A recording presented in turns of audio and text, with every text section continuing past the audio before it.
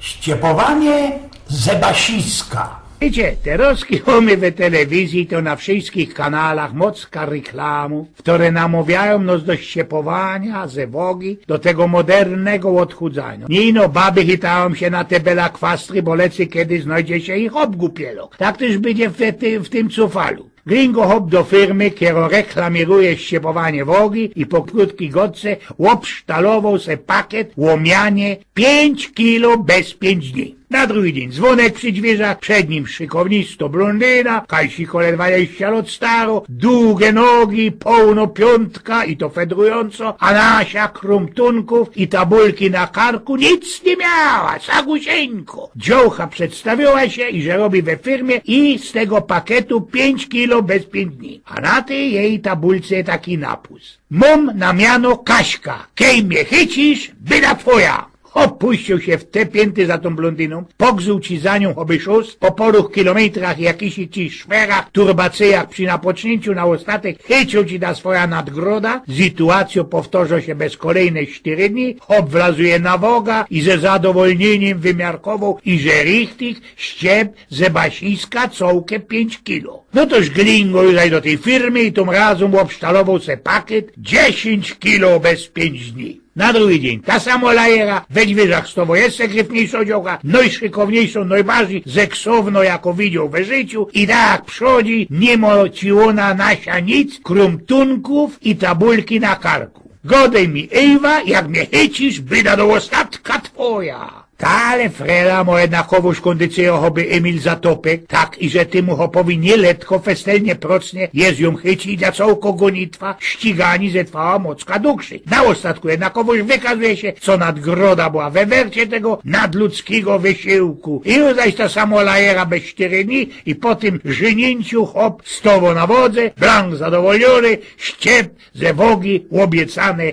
10 kilo. No i tertuż Teroski uzdał i że pójdzie na całkość i dzwoni do tej firmy 3 rok. Obsztalował se pakiet 25 kilo bez 5 dni. Baba, kiero odebrała telefon, pyta się go, ale sumeście, panoczku, isty, pewny tego, coście obsztalowali? To jest nasz najprocniejszy, najgorszejszy program. Ja, tego razinku na istoksa, jeżech pewny i że tego chce całkie lata, nie człowiek się tak sztramsko jak Teroski.